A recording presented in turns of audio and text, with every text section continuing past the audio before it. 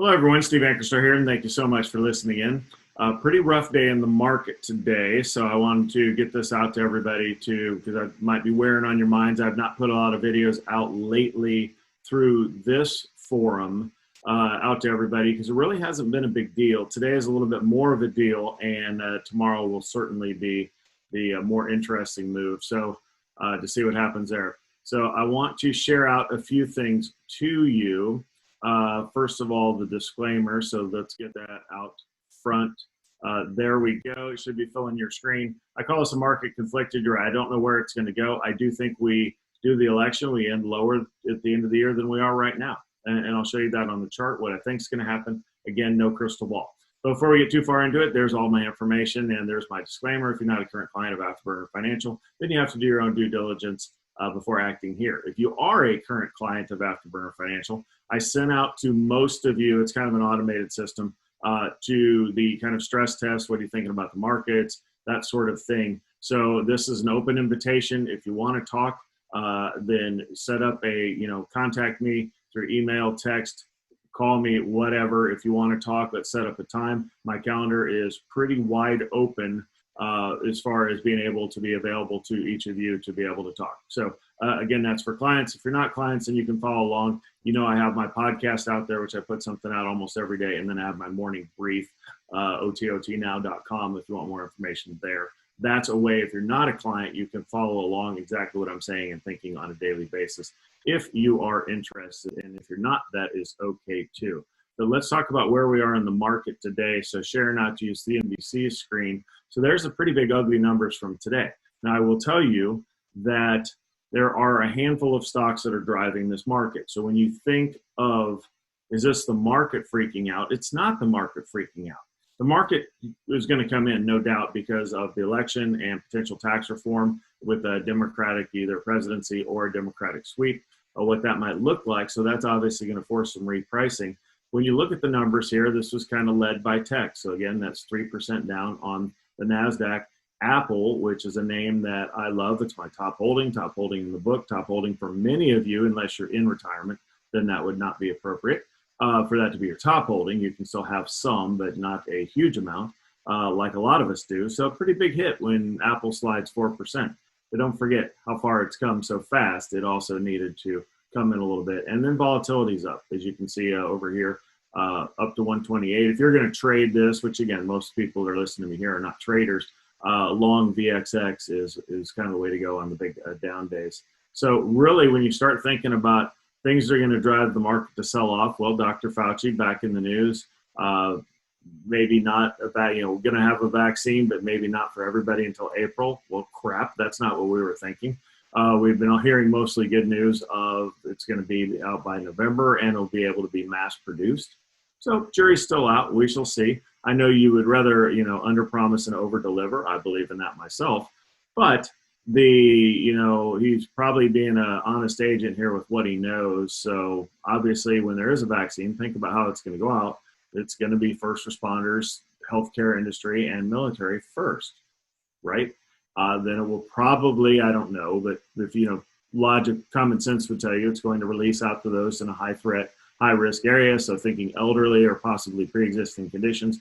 So really when you talk about folks, which is a large portion of the population that are healthy and below the age of maybe 60, wherever you want to draw the fence, we'll be the last ones to get it because we're the last ones that need it. So just process that. Sure, you'll be able to pay up, pay up and cut in line like, the movie stars kind of do. But that's going to be a separate mechanism. When you talk about it flowing through your standard insurance out to all of us, it may take a little while. So we'll see. As far as I talked about just a few stocks moving the market, look over here to the left. Tesla had battery day yesterday, and if you follow along with a lot of the things I say, Tesla stock is overpriced. It's down at 380 today. It was up over 500. It's been kind of ridiculous. I have a valuation on it below 100. So if they were to produce cars like an actual car maker, then it's below 100. It's just ridiculously overvalued. But then again, this is a real popular stock with the Robinhood crowd, which has been growing. So when you think of the masses that are out there, that not just millennials, but a lot of folks from the millennial generation, or Gen Z, however you want to call it, are buying individual stocks. So I think that's going to be good for long term because they kind of understand that's the most efficient way to invest. So I like that, and I think it's healthy. And a lot of folks are starting young, so that helps us as a society that folks are saving, investing at a young age, because that's what I hear predominantly is the first thing out of everybody's mouth is I wish I would have started younger. Well, we do have a lot of folks that are cutting their teeth in the market. However, they're all kind of buying the same stocks. They're buying Tesla, they're buying Apple, they're buying Amazon and Google, Facebook. I mean, Netflix, kind of period, right? Those are the big names that are out there. So when Tesla had Battery Day yesterday and Elon Musk got up there, he was dancing, if you saw that, dancing, but he also said it was a very sober presentation of we are not where we want to be on battery technology, and that has been an issue for years. You know that I've had a lithium theme for years of a limited amount. It's how to mine the lithium, how to create these batteries, how to really try to make this mainstream, and it's not happening. And he put out a tweet that right before the event saying everything that they talked about yesterday on Battery Day isn't even going to be out until 2022. So that was kind of a holy crap moment, and a lot of folks sold the stock on that. And of course, selling begets more selling because that's the way things tend to work. So Tesla down 10% is dragging the market down. It really is. It's down another percent after hours. If you're watching the after hours ball game, which I am, to try to get kind of a read the tea leaves on how tomorrow is going to go. Traditionally, big days like this have been followed by an up day. So that's why I say it's a market conflicted, right? The prudent people out there saying, gosh, it's time to take risk off. And I've been saying that for a couple months, which was early. I know that, but hopefully you've slept better during this time. I know I need to take risk off, and then I don't want to take risk off because I believe in America, I believe in vaccines. I believe we're going to figure this out, and regardless of who we elect, it's still just the president, and I don't want to belittle the role of the president. But as you freak out, if you're predestined to freak out going into the election, just like it was in the military, people were like, what was it like to serve under President X, whoever they didn't like, pick a name. It was like, largely I was not affected. Maybe we go into conflicts that we, largely day to day, you're not affected. So, don't go crazy over the election thinking that market crashes are coming. Things are going to get repriced based off of largely just the tax changes that we can anticipate. Realize even if Trump gets reelected, there's going to be some changes. Maybe an more aggressive stance towards China. Those things are going to add volatility to the market. But I'm going to show you how you deal with that with the rest of this presentation. So I'm going to just want to show you that life is good in some other things. I mean, Nike released earnings, plus 8% of a major retailer. Western Digital, not super huge, but again, making technological advancements that took their stock higher, released off of earnings today. Installing video at all of their terminals was kind of the headline to go with that. So there's good news stories out there. It is not all gloom and doom, but sometimes that's all you get when you're looking at the overall market. So I'm going to share out to you, this is a TD Ameritrade screen. Left, you see 3 panels. Left, you see the SPY, the S&P 500. So that was kind of the big move down today. And when I'm showing you this is everything moved down. So it kind of didn't matter what you had today. It was going down. There are very few names in the green.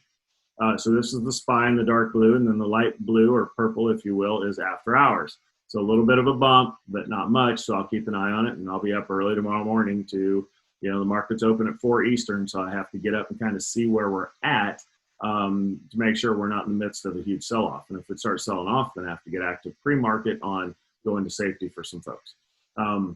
This is Apple, obviously a large move down and continuing to sell off after hours. This is Blackstone, what I would call a safe name. It's a dividend growth investment name paying like a 7% dividend. So, this is a, hey, I'm in retirement.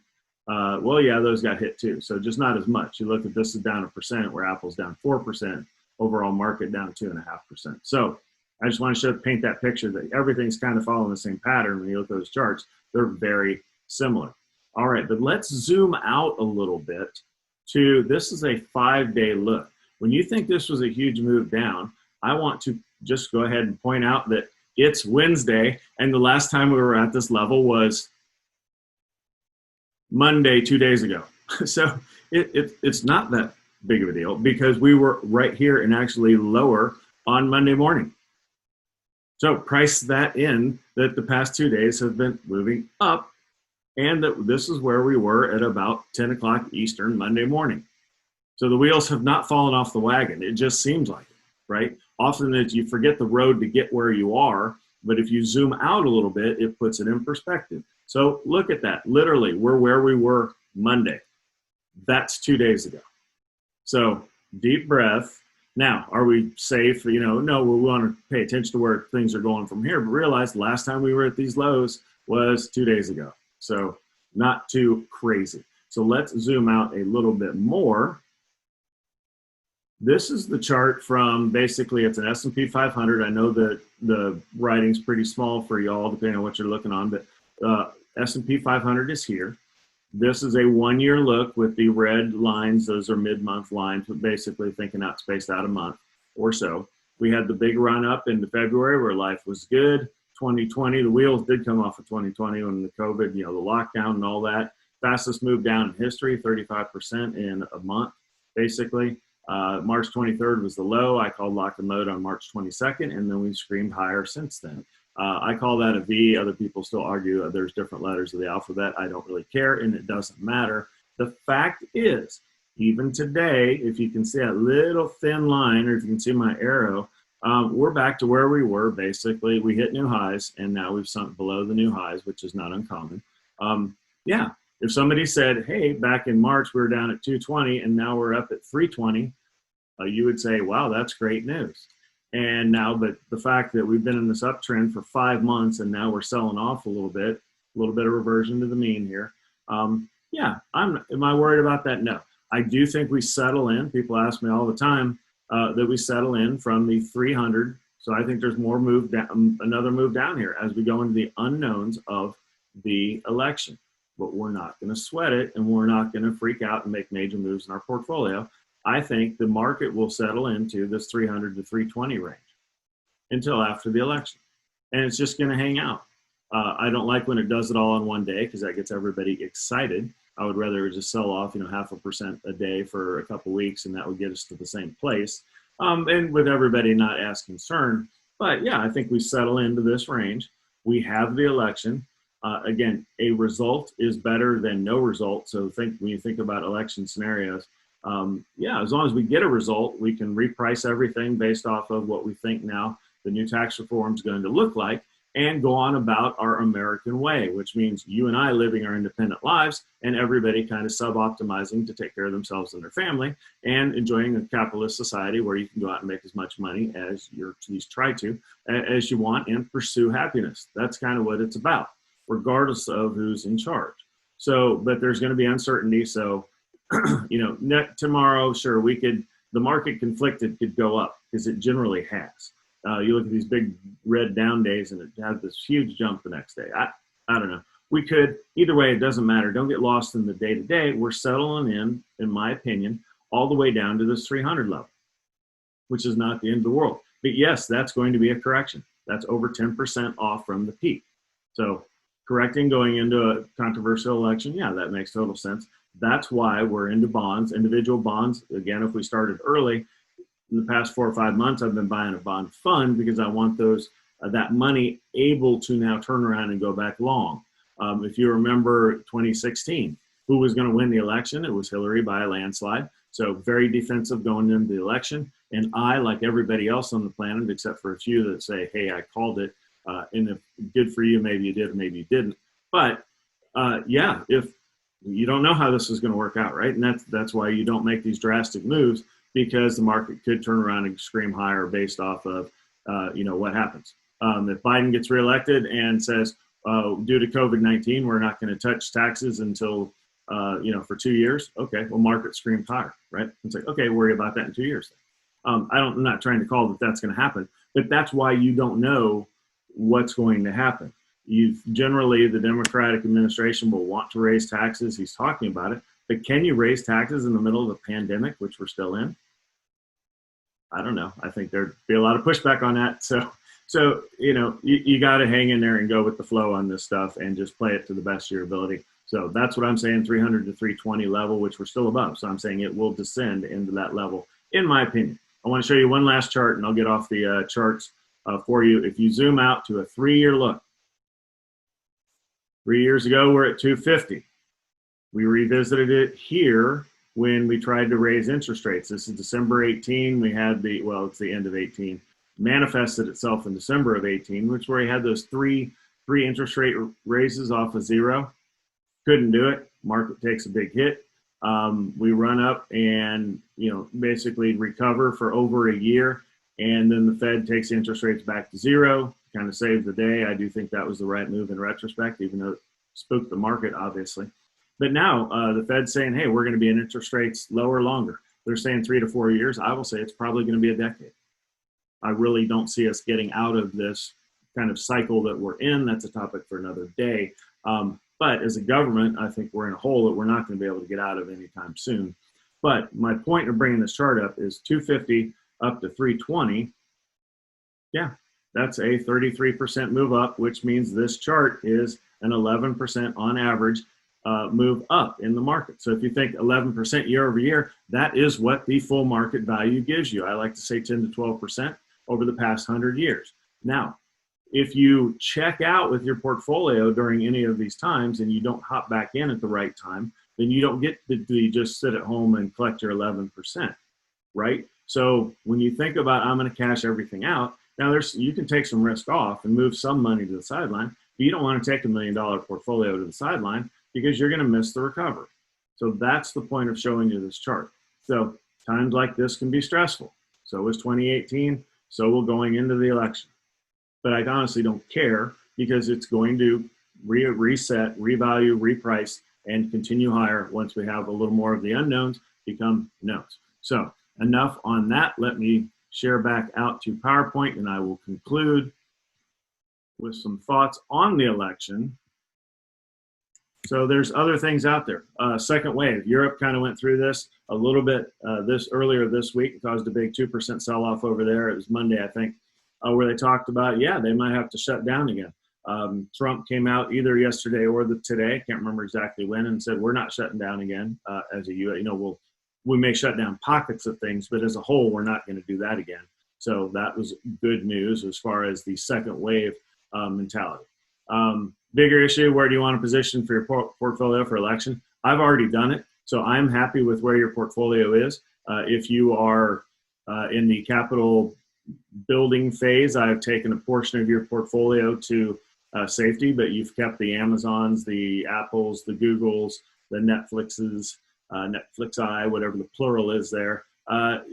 You're going to keep that stuff and you're going to take the ride, and it's going to be ugly numbers on big red days because it's tech, and that's why you don't get to collect all the big gains over time without a little pain along the way. So stay strapped in. And keep your wits about you as far as needing to sell everything off, because you don't. Other issues, COVID-19 social unrest will pop up on time to time. I think that is an event-based sort of thing, which of course you don't know when the next event is going to be. Excuse me, but we're far from any answers on that. So that's another stressor for the market. We've talked about the massive debt we have. We're talking inflation as a theme. The Fed's even talking about intentionally increasing inflation because 2% plus is good. Topic for another day. I agree, but that's hard to explain to folks. Are we going to get this second round of stimulus? Is it going to be targeted? Is it not? I don't know. We'll see. I think we are probably going to get something. I don't know if everybody's getting checks in the mail again, though. Mark Cuban just called for it, so maybe as a political football, we might cut some more checks to people before the election. I don't know. A lot of it's a little bit insane.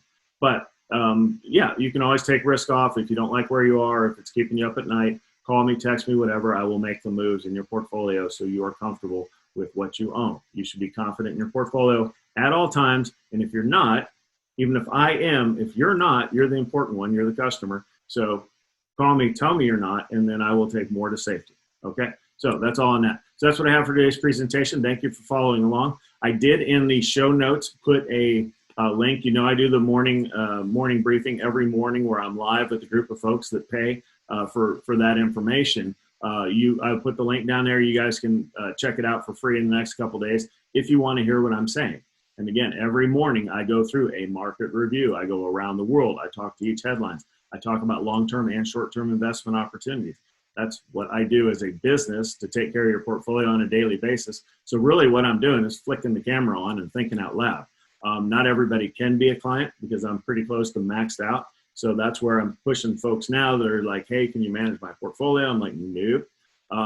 Too busy with other folks on that one, but you can hop in and see what I'm doing on a daily basis if you'd like. So anyhow, the Zoom link is down there. Again, you guys can come in for free if you want. Stop in for 5 minutes and listen and check back out if you want. Makes no difference to me. It's a resource for you if you are interested. All right, that's all I've got for today. Thank you so much for listening. Stay strapped in because the seatbelt fasten sign is going to stay illuminated for at least another 40 some days, right, until we get through the election. So with that, you guys have a blessed evening. We'll talk to you soon.